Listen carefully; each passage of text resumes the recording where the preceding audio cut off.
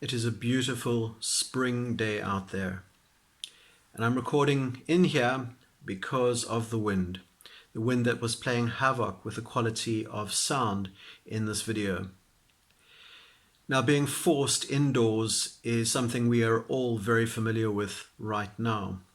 We are in lockdown, our response to the coronavirus pandemic, our attempt to stop this terrible virus spreading any further.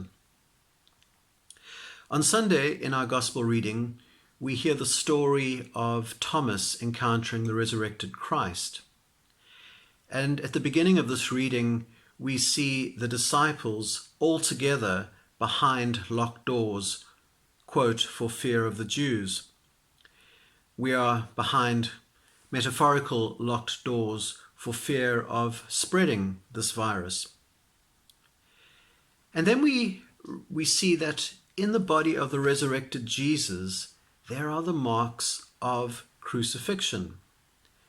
And I find this a very intriguing element in the story. The way in which Jesus' mortal life had marked and wounded him was somehow carried forward into his resurrected life. Life certainly has a way of marking and molding each one of us. And life indeed wounds us and can leave its scars on us. Some scars, of course, are not always visible. I'm very aware of how we have all been affected by the pandemic. It has changed all our lives, and it will probably have changed our lives forever. Things will never return to how they were before the pandemic. Over the course of the last few weeks, I have focused quite a lot on how people have been deeply wounded and scarred by the experiences they've had of late because of the virus and because of all the restrictions associated with it. But today I'd like to strike a slightly more positive note and recognize the ways in which our response to this pandemic has brought the best out in people. It's very clear in our media, it's very clear from the way in which we express our appreciation on a Thursday evening that the NHS is being valued like it's probably never been valued before. And we are valuing the contribution of immigrant workers in the NHS, which I think is very important. Communities have come together in a way that they just weren't before. People are getting to know their neighbors in a way that they just weren't before the pandemic. And that's ironic, but it's a wonderful outcome. And as the church, we have certainly changed. We were, like every other church, completely horrified to think that we would have to close our doors for an indefinite period and that we were to go online. And yet, there have been some wonderful gains from going online. We have now deliberately made every effort we can to get in touch with people. And so there is actually a strange kind of bonding and connection that is happening that would never have happened if it wasn't for the pandemic. And I think those bonds, that closeness, is something that is growing week by week and something to be celebrated. There were some discussions a few months ago about how, as a church, we could embrace technology more. We could never have imagined doing Zoom services and Zoom coffee and recording services quite in the way that we are. But here we are. And I think after the pandemic has run its course, we will certainly be using elements of what we have developed now to continue a wider and more connected ministry to Ross Walford and Brampton Abbots and beyond. It's quite startling when you see the figures for those who have watched our services. We have probably 3 times more people watching services than attended our services, and all of this is really good.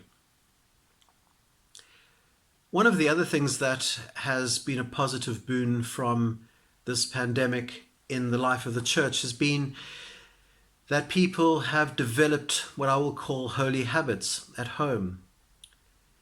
Instead of their Christianity being only about what happens in a church building on a Sunday, Christianity is becoming home-based. Our faith is something we practice on a daily basis. And this is really something that is incredibly valuable. Faith has come alive for many people in a way that, if it wasn't for the pandemic, they would never have thought of doing. And so we have created holy spaces in our homes, prayer spaces where we can spend a few moments each day in reflection.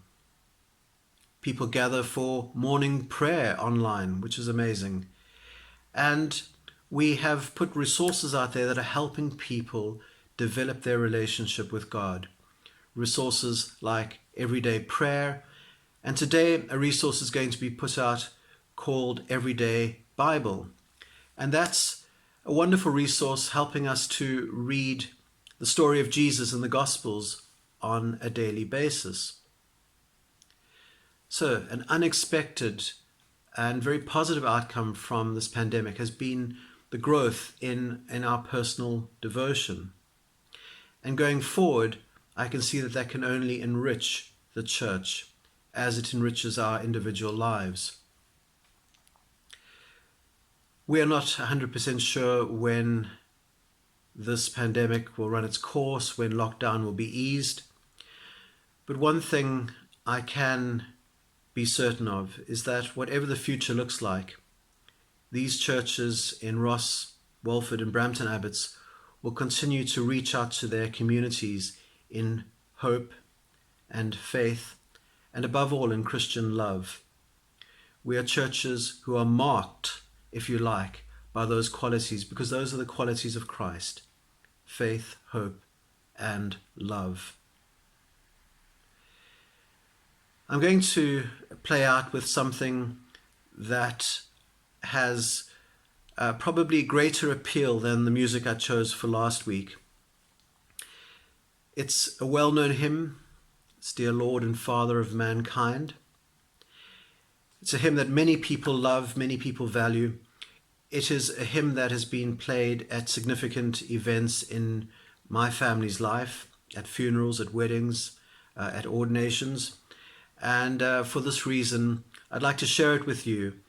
And of course, we focus on those wonderful lines about the still small voice of God being heard amidst the storms of life.